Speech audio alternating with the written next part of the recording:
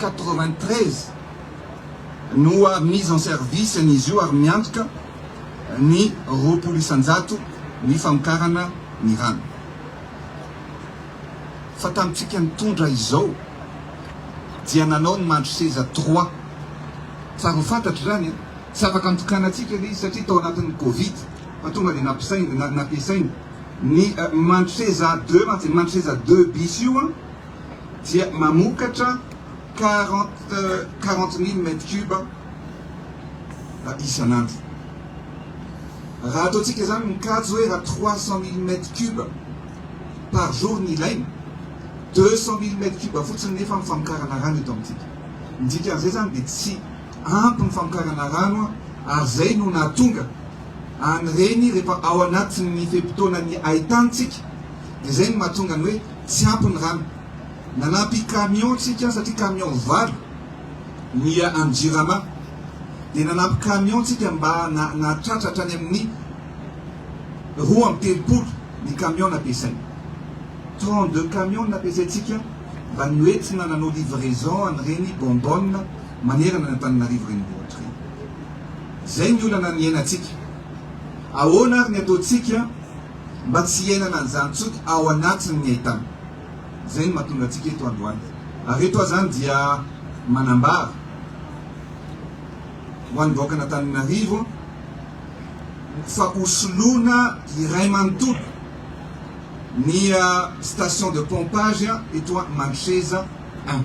Raha izay izay efa pompe efa tamin'ny 1927 no nametrahana an'izao.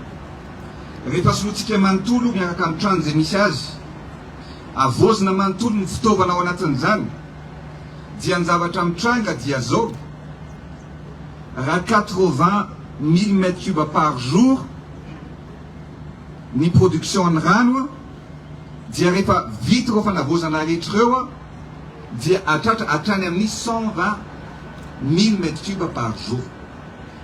Raha ataontsika mikajikajy zany 120 000 mètres cubes zany misy 40 000 mètres cubes zany no tombony ho azitsika, équivalent ana 5 000 camions ana 8 mètres cubes zany. Eritreretinareo zany hoe l'économie azontsika 5 000 camions raha 32 camions fotsiny no ampiasaintsika amin'izao tsika amin'ny teny zao. Misy an'izay dia ny hoe ho tsapa sady izany ezaka goavana nataontsika zany ao anatin'ny fanomanana ny haitany izay ho avy afaka volana vitsy. Izany hoe iena ary ho foana amin'ny ampahany betsaka ny crise ny rano eto Antananarivo renivohitra. Ho foana amin'ny ampahany ho satria mbola misy zavatra betsaka ihany koa ny atao ny fanoloana ny fantsina iray manontolo mitondra ny rano eto Antananarivo renivohitra. Eo ihany koa ny fanovana tanteraka ireo station de suppression télébé eo a Betongolo, Ambodimita ary Mandriambero. Zany zavatra rehetrarehetra zany no ataontsika dia ny hoe ny fampanantenana natao fa ny asa no manamarika ny fivoarana any amin'izay ataontsika. Tsika basy fampanantenana no ataontsika fa asa ary zao afatongavana tsika eto zao dia manamarika an'izany asa izay ataontsika zany. Ankoatran'izay dia rehefa tapaka ny jiro dia tapaka ihany koa ny famokarana ny rano satria ny ireo pompe mampiakatra ny rano rehetrarehetra dia mandeha amin'ny herinaratra. Zay no natonga ny hoe vao maika mafy ny krisin-drano tao anatin'ireny fotoana ny ahitany reny.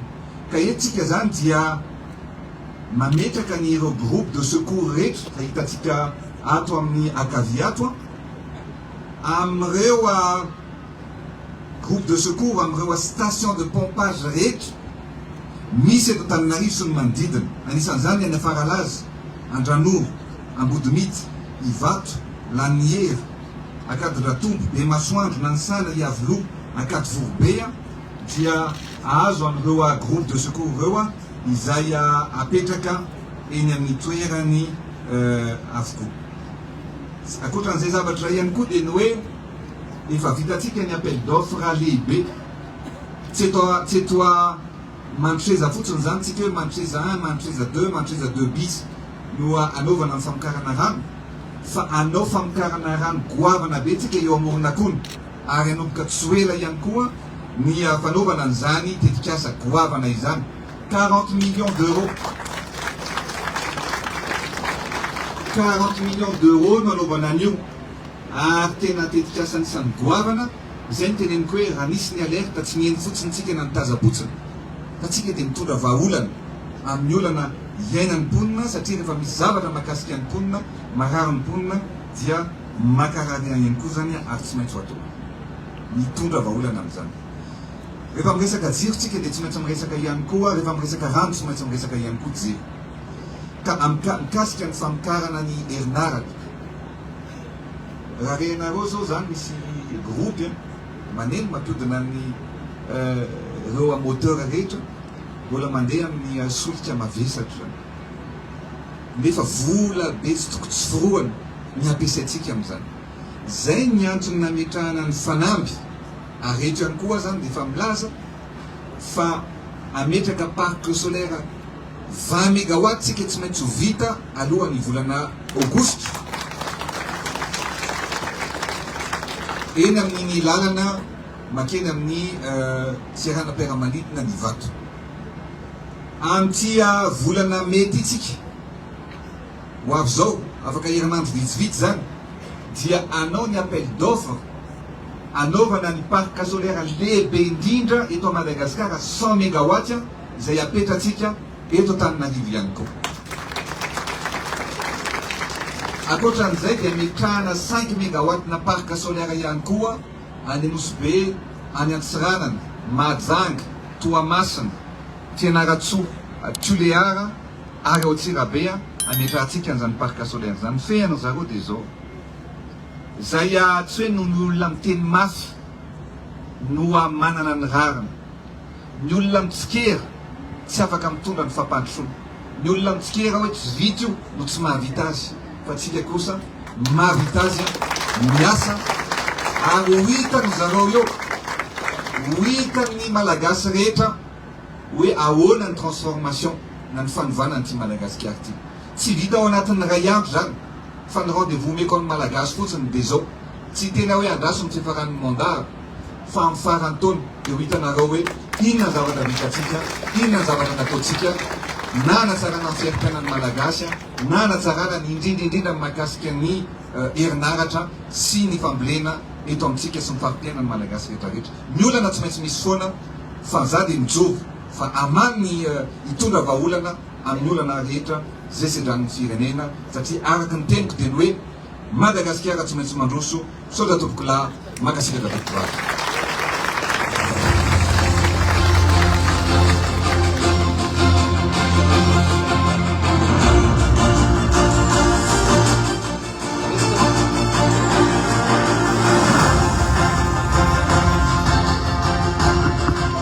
Mankasitraka feno an'Andriamatoa Andradjoela isika ny amin'izay lahateny mafonja dia mafonja izay iroso amin'ny fametrahana ny vato fototra amin'izay isika amin'izao fotoana izao dia mangataka fanajana an'Andriamatoa sy ireo manam-pahefana rehetra mba handroso maketsy amin'ny visuel etsy azafatindrindra tompoko eny isika no anatotosa izany misaotra tompoko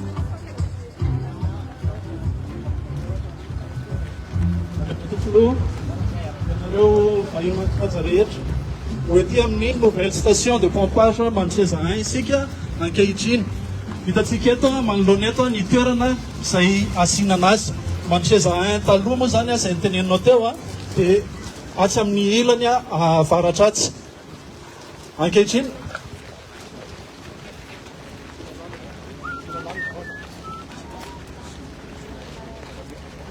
ametraka ny vato fanamariana ny fanomboana ny asa isika ankehitriny tantaraka an'izao ny endriky ny asa izay ho tanterahantsika sy ho apetrakitsika eto anisan'ny asa anankiray ny teneninao teo ny fametrahana ny station de pompage fa misy ihany koa ireo asa hafa izay ho tanterahana eto Mantseza dia ny fanoloana ny bâtiment labo compteur izay fanaovana calage sy ny étalage ny compteur alohan'ny ametrahana azy eny anivon'ny mpanjifa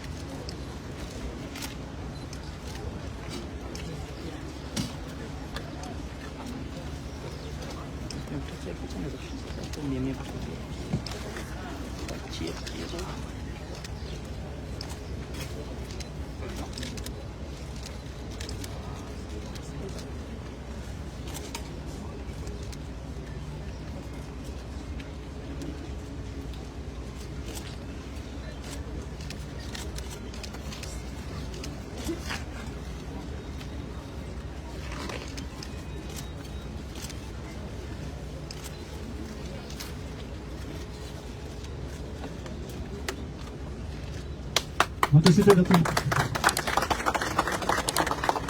Anisan'ny asa ho tanterahana miaraka. Anisan'ny asa ho tanterahana miaraka amin'ny fanavaozana ny station de pompage raha teo ihany koa le anisan'ny teneninao teo ny 3 surpresseur iny Betongola, Mandrembero ary Abodimita. Tompoko miaraka vita izy ireo ary orinasa iray no manatanteraka anazy ao anatin'ny 12 volana. Saotra tompoko. Tonga dia toizantsika ny fakana sara azafady tompoko izao fotoan'izao ny alohany irosontsika ny fijijiana manaraka.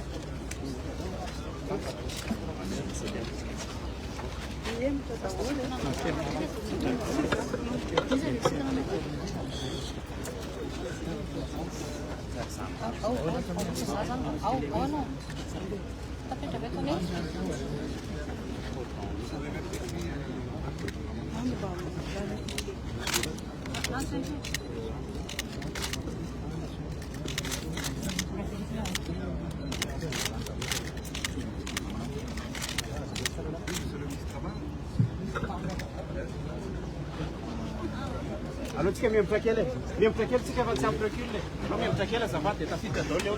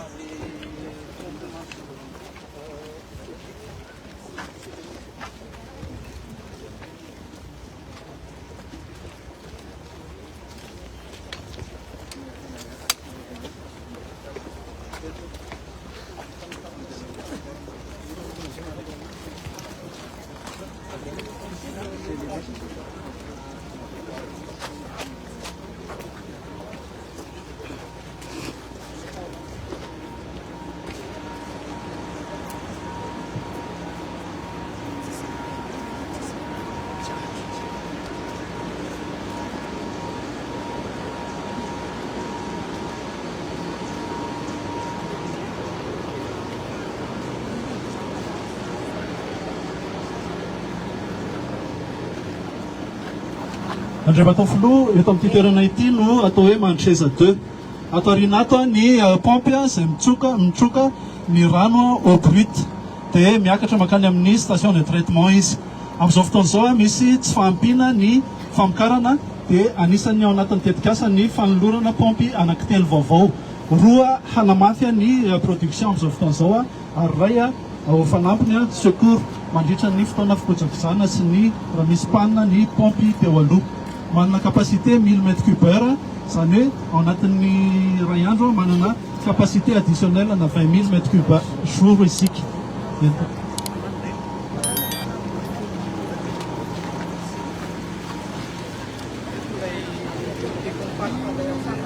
Dolak.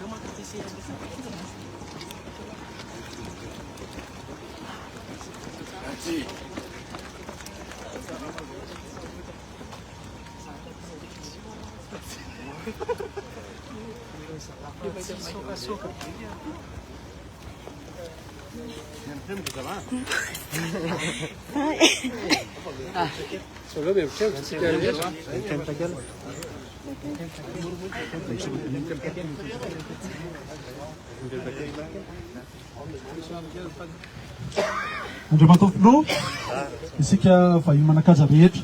Eto amin'ity toerana ity no ametrahana ny unité compacte de traitement lehibe eto Antananarivo. Manana capacité 1000 m3 ary manana capacité en total 20 000 m3 par jour ihany koa. Efa tonga dia tafiditra ao anatiny daholo ny pitsopitsony rehetra amin'ny fanadiovana rano, fakana rano sy ny fandefasana ny rano mankany anatin'ny réseau. Anankidimy no apetrakintsika amin'ny tetikasa ity ary anisan'ny tetikasa foiezaka izay anisan'ny recommandénao tao anatin'ny fifampiresahana moa izany tompoko dia hanomboka atoato amin'ny volana May izy ary tokony hamaly ny filana ao anatin'ny maintany 524 alohan'ny Oktobra. Eny ary tompitoizantsika ny point de presse tompoko mpangataka fanazana Andreo Matofilo.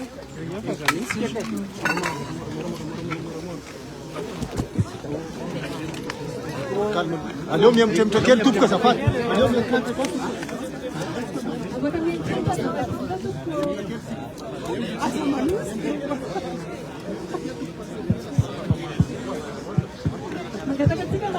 Mba emory kely e.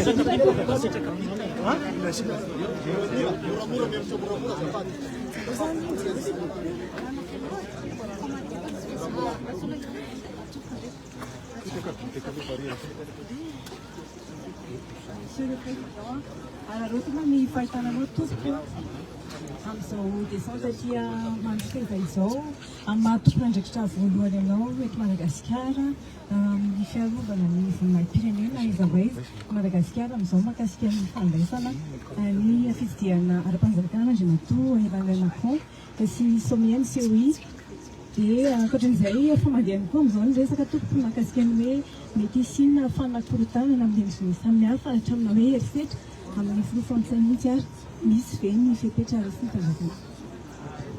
Ya, hitanareo moa fa betsaka ny asa ataontsika ny asa fampandrosoana amin'ny firenena fa ao anatin'izany ihany koa ny fandraisana an'ireo sommet izay misy an'ireo filoham-pirenena aty amin'ny Océan Indiana izay tonga ho eto Madagasikara amin'ny herinandro ho avy izao. Mikasika ny fanontanianao teo dia tsotra ny havaliko anazy hoe fantatritsika tsara fa ny mampiavaka ny Malagasy dia ny fahaizana mandray vahiny. Na hatrany amin'ny ankizy kely indrindra io, na hatrany amin'ny olom-bavety na olobe na olon-dehibe dia mampatatra an'izany hoe ahoana ny fifanajana ao anatin'izany fandraisana vahiny izany. Izay no mampalaza ny Malagasy. Ary rehefa mandeha ianao na tsy vahiny manakaja ihany io fa na mpizahatany azy dia tsy misy dia tsy milobava hoe hafa mihitsy ny hospitalité na ny fandraisan'ny Malagasy vahiny. Ankehitriny zany manoloana amin'izay fanontanianao zay sy ny fanambarana etsy ataon'olombitsy dia mipotra ny saritavana izy ireo satria manitsakitsaka ny soatoavina, manitsakitsaka ny fifanajana. Aiza ito tany misy firenena hoe andray vahiny zany dia aprisika ny olona any amin'ny zavatra tsy tokony ho atao na iopefy ireo milaza fa mpanohatra eto Madagasikara. Ka za manokana aloha dia miteny hoe ny malagasy ray manontolo dia mahay mandray vahiny ao anatin'ny fifanajana ary ao anatin'ny tena firaisan-kina sy mifanajana ny sotoavina malagasy. Ny tiako lazaina amin'izany dia ny hoe eto dia misaotra an'ireo rehetra aloha na ireo orinasa tsy miankina izay any farimbony amin'ny hoe izay mba handray anjara fa inona ny afaka ataonay. Ao misy orinasa manao an'ireny zaridaina inanivon'ireny rond-point ireny. Ao ny olon-tsotra miteny hoe aleo fa lokonay ty poto ty, aleo zay fa anao tanamaro anadio ny toerana sy ny toerana ero. Ary zay toe-tsaina misy zay no tokony ho volentsika eto Madagasikara. Eto dia misaotra an'ireo olona rehetra na olon-tsotra na orinasa izay antsitrapo fa tsy akaterena nandray anjara ao anatin'ny fanomanana an'izany fandraisana n'ireo filoham-pirenena anankidimy ho avy eto Madagasikara zany. Fa eo ihany koa ny filoham-pirenena Emmanuel Macron izay anao visite d'État. Eto dia lazay koa tsy mitovy ny visite officielle sy ny visite d'État. Ary ny visite d'État zany efa ela be ny tsy nisy zany teto Madagasikara. Zao tsika miteny zao betsaka ny olona mahatsapa ny any ivelany fa na dia mbola miaina ao anatin'ny fahasahiranana ary ny firenena malagasy dia hita fa mivoatra ny firenena malagasy. Ary betsaka ny filoham-pirenena ho avy aty, filoham-pirenena ao Slovenia zao dia ho avy aty ihany koa, sady anao fitsidiana ara-pomba ofisialy, zany hoe visite d'État ihany koa zany no ataony, no misy programme maromaro ataony ao anatin'izany fitsidiana zany. Mbola betsaka ny filoham-pirenena ho avy eto amintsika. Andray ihany koa tsika ny sommet any SADC, misy filoham-pirenena enina amby folo mandray anjara ao anatin'izany sommet any SADC zany, zany hoe zavatra lehibe zany goavana. Ary aseho antsika ny hoe mahay ny famometanana ary manaja ny sotoavina ny olo-pirenena sy ny vahoaka malagasy. Noho izany dia efa avy any Maurice, ny avy any Comore, ny avy any Seychelles, ny avy ao La Réunion zany ny angatahana hoe mba tokony satria inona ny mahavita an'ilay professeur tena spécialisé sy ampy formation.